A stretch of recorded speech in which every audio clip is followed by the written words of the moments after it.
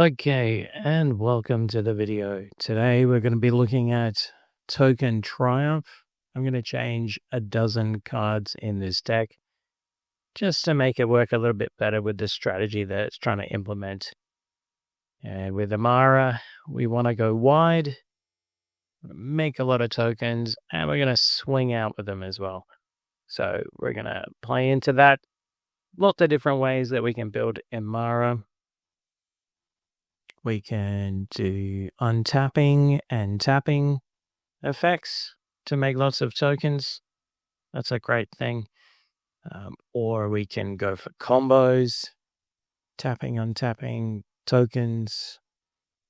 There's lots of combos and different ways that we can build Imara. What's fantastic about her is that she's 2 mana, and so you can get her out nice and early, and you can start implementing your strategy right away. It's a perfect deck for new players or players that want to get into the game nice and quickly. Very, very consistent. It always does what it wants to do. And because it only costs 2 mana, it's not really worth people using their target removal on it. It just does a small thing every turn, and it's not even doing it by itself. It needs to attack, or you need another card to tap it. So other people are going to leave it alone, and you're going to be free to go ahead and build up your board state. And by the time they realize that you're a threat, it's going to be too late. We're going to have lots of overrun effects that will guarantee us the win.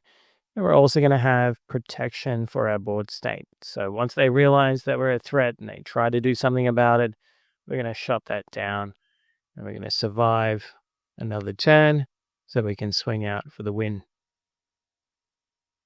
Let's go through. I've already put the changes through. I'm going to go through the cards that are removed first, and they are in my maybe board here. The first one is a tap land. It taps for green and white. It does nothing else. These are horrible. Get them out. This will really hurt you if you have to play these early in the game. Just remove them, put in a basic land. It's going to work on the turn that you play it. That's going to be so much better. Zelesnia Guildmage. This costs only 2 mana, and you can use green or white mana to cast it. So it's fantastic. Early card to bring out. It's a 2/2 that does nothing else. But we can put 4 mana into it, and we can create a token, or we can pump all of our creatures. So pumping all of our creatures is very, very powerful, but we'd have to sink at least 8, 12 mana into it to do so. So we can play this early, but it's not going to do much for us until the late game, and then it's going to cost a lot of mana to do anything at all. I think there's just better ways of doing this. Yeah, we got some options here, but there's better ways of doing both of those things. Better ways to create tokens and better ways to pump our board. So we're going to cut that one. Next card, Talisman of Unity. This is a 2 mana rock. This is going to help us accelerate early in the game. Play it on turn 2. But it taps for colorless, or it taps for color and deals 1 damage. We don't need to be running mana rocks when we have green as a color, because we have lots of green spells instead, and they're going to go and search for a land, and a land is not going to be removed, unlike an artifact, which is very easy to destroy and remove, and they quite often get destroyed. So in green, we don't really need to be running that sort of thing. We can run a spell instead. Next one is Ajani. Ajani is a planeswalker, and these either work really well or they don't work very well at all. This is quite a cheap one, only 3 mana, and it has 4 loyalty when it comes out. and you can use it straight away to put a +1/+1 counter on one creature. This is really not a powerful ability at all, but you could start a combo with that. And the second one is target creature gains flying and double strike until end of turn.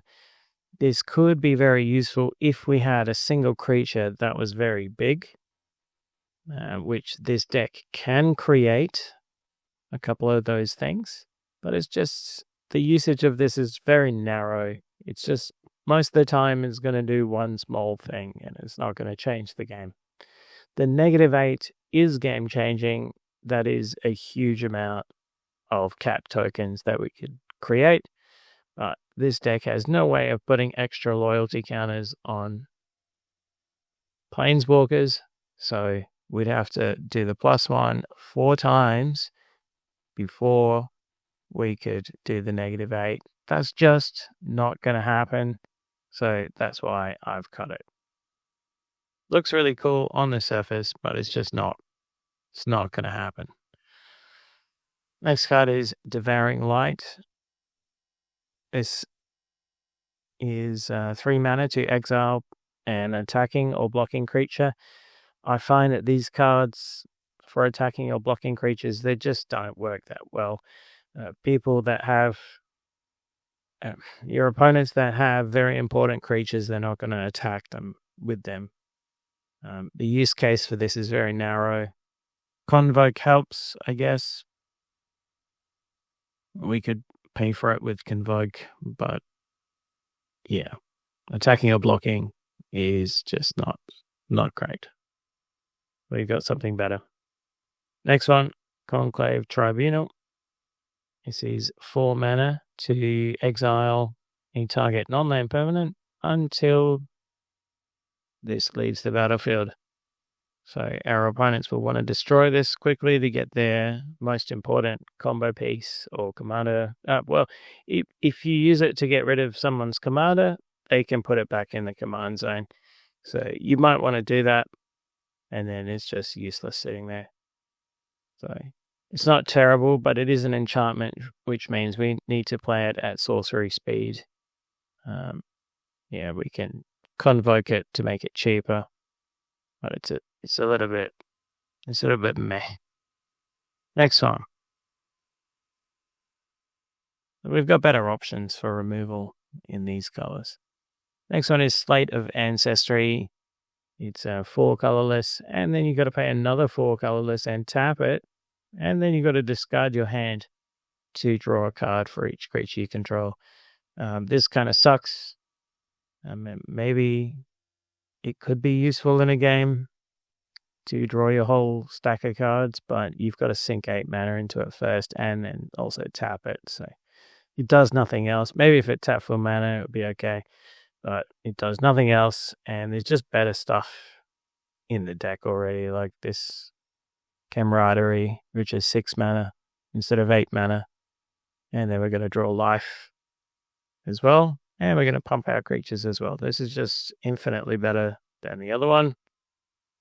So yeah, we don't need that. It's too slow, too expensive. It's gone.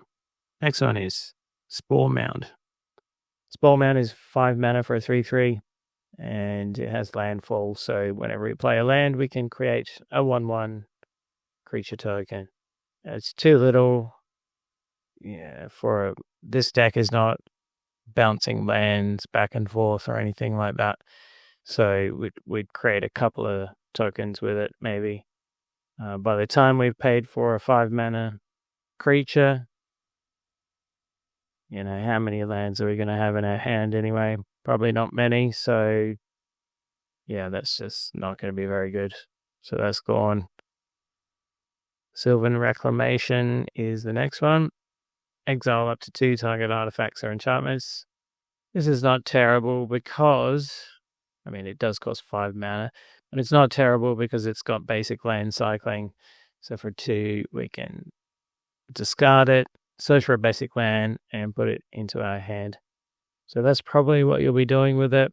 Maybe if you drew this late in the game and you had that 5 mana, it'd be okay. It is an instant as well. This is a passable card. I just think it's too expensive. 5 mana for target removal is not what you want to be playing. You don't want to be paying 5 mana for that. Next one is Collective Unconscious. It always sucks removing cards that draw you more cards. I'm sure there's some instance where paying 6 for 10 or 12 cards is a good thing, but probably you're not going to have much mana left over after casting this. This is just counterspell bait. You pay something for 6, play something for 6. Someone can counterspell that for 2. So we can think of some better and cheaper ways to draw cards. We can draw them one at a time. We don't need to draw them all at once, and we'd need a board state before casting that anyway. So yeah, I don't like it. It's too slow. It's gone.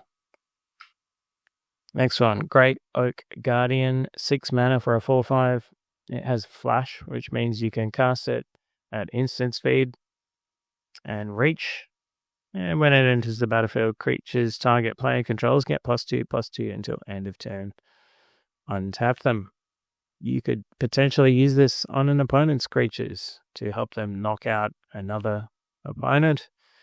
You could use it when somebody attacks you to untap your creatures and buff them up, and you'll also have this to block with.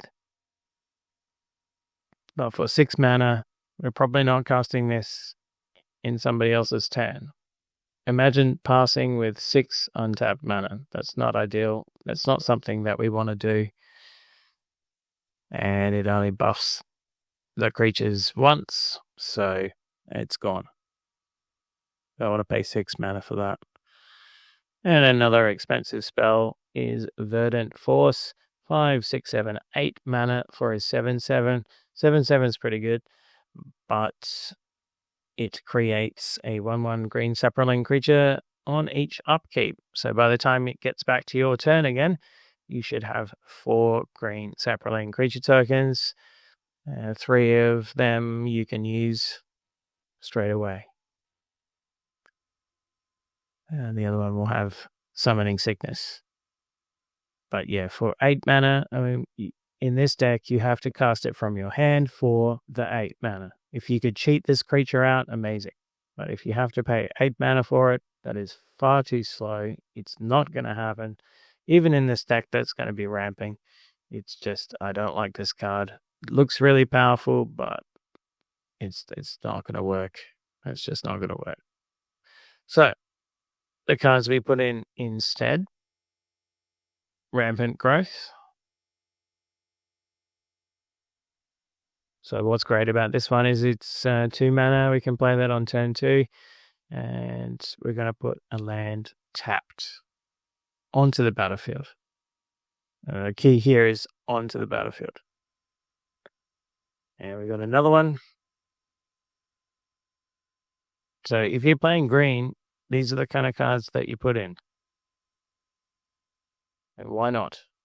You're playing green, so use it. So for 3 mana, go and get 2 lands. Put one onto the battlefield, the other in your hand. So that's amazing. Play that on turn 3. So lots of great effects in this deck that do overrun. That's how we win the game. We want to give all our creatures +3/+3 and trample. That's how we're going to win. We didn't change anything else there. So we changed some creatures. Let's go through. There's some great creatures in this deck. This deck is really well designed. It works super well out of the box. I really do recommend you pick this deck up. Super cheap as well. You can pick this up really, really cheap. Costs you almost nothing. And you can take it and go and win some games with it. It works out well. It's probably the best designed of all the starter commander decks. It has a couple of bombs in it, like Champion of Amholt. Dauntless Escort. It's going to protect our board state. Eternal Witness. Could get something back from the graveyard. Bit more ramping.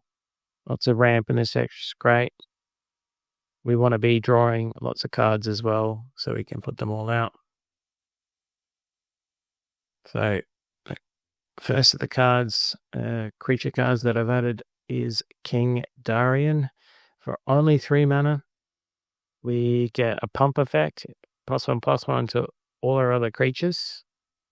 And we can sacrifice King Darian to make all our creatures, all our token creatures, hexproof and indestructible.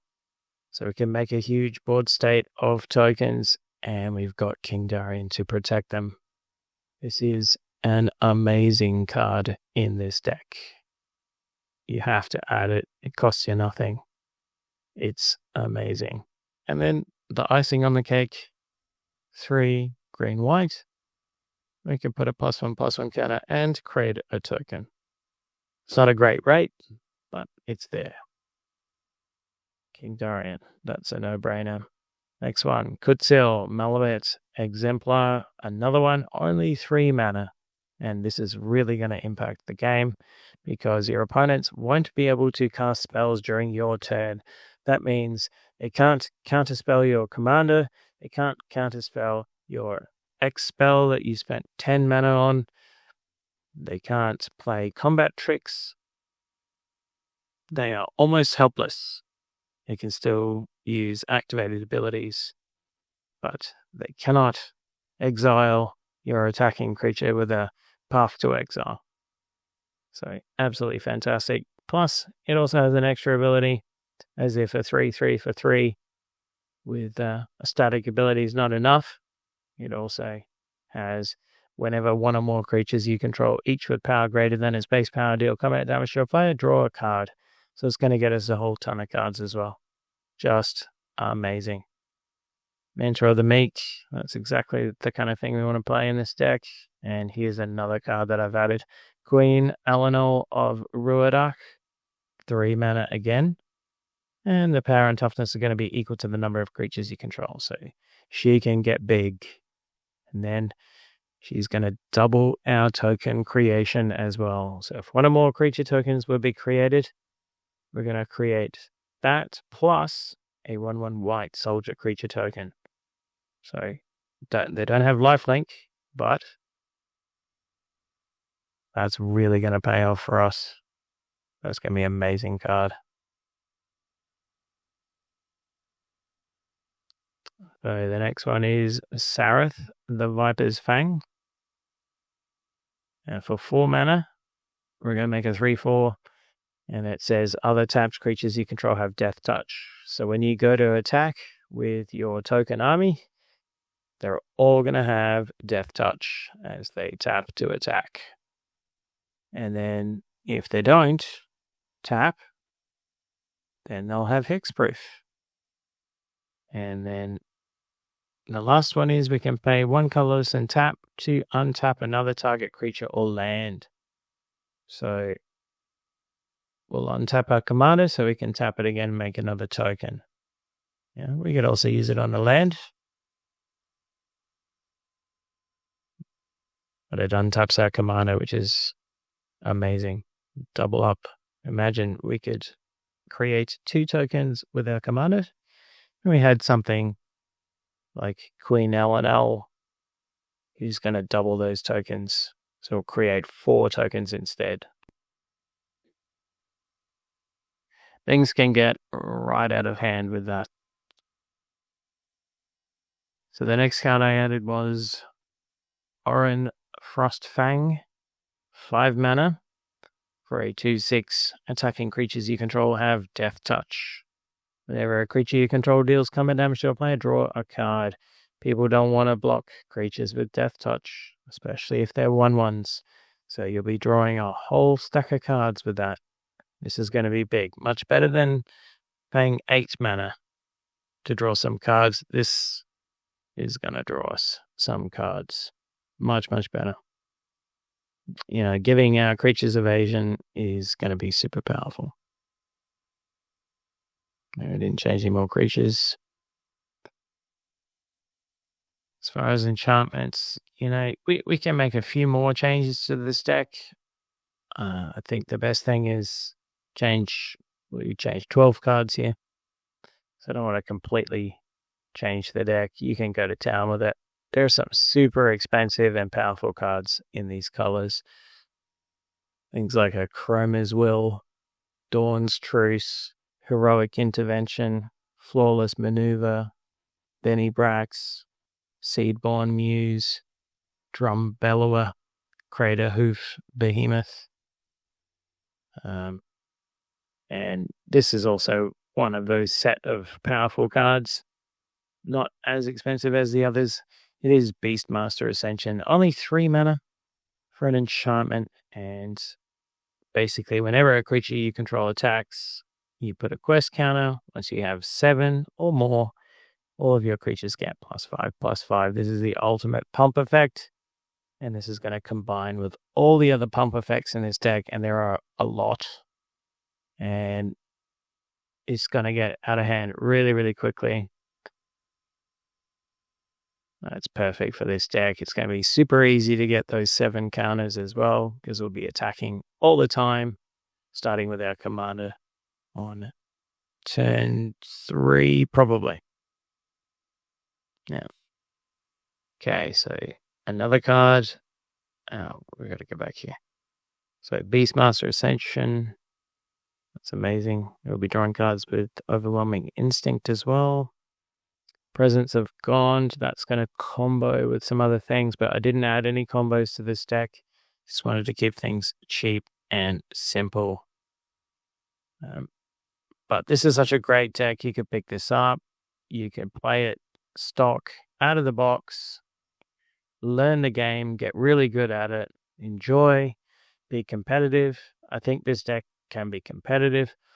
It's good. And then you can make some changes like this. See how you go, see how you like it, and then you can take it to the next level with all those expensive cards down the track. So we've got Path to Exile already in the deck, and I've added Swords to Plowshares. It's just the same thing, same thing but better, same thing but same. And then I've also added... That's already in. I've added Sundering Growth.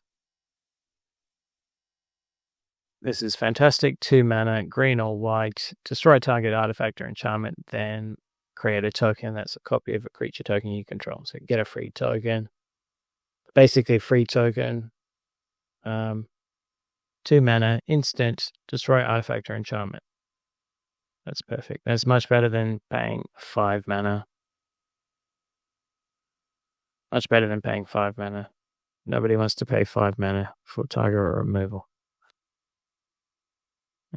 Next one, Generous Gift. 3 mana, instant speed, destroy target permanent. This could be a land as well. So go get your opponent's combo piece. You run a little bit more interaction, a little bit more removal, and you can compete with more powerful decks. Once you learn, what the threats are. So you want to have this in any deck, every deck that's running white, basically. You have that.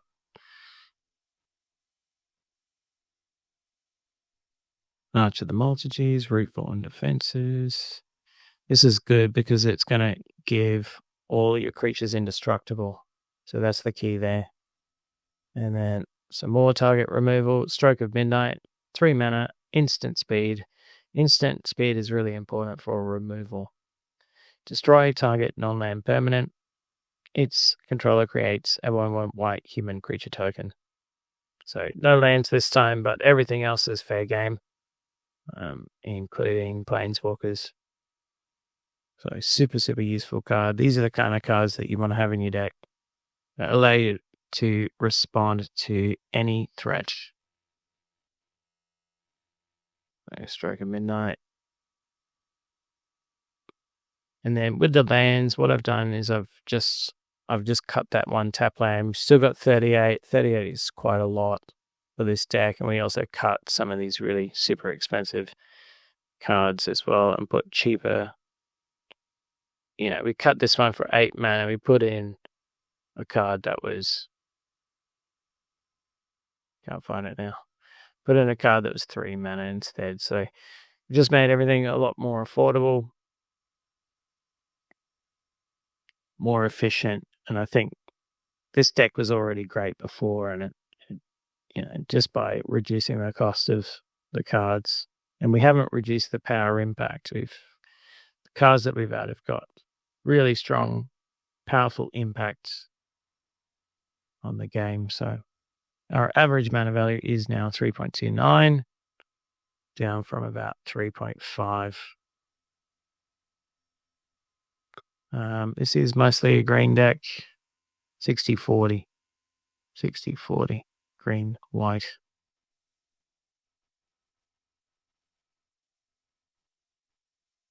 And there we go. What a great program this Architect is. It shows you the tokens that you'll need for the deck as well. You get all the information you need. I do like building decks by hand, by going through my cards by hand, but this is super efficient. You can sort them out I like to have them sorted by mana value, but you can have them sorted by all sorts of different things. So yeah, that's it. And thanks for watching. Let me know how you get on with this deck. Maybe try these upgrades. What you can do is you can take this deck list and you can go here to play tester and you can play test the deck. If you've got these cards, you can put it together. You can play test it. Let me know how you get on with it. In my experience, this deck is a really, really great deck to pick up and play, especially for newer players. For newer players, this will be fantastic. You can get right into it.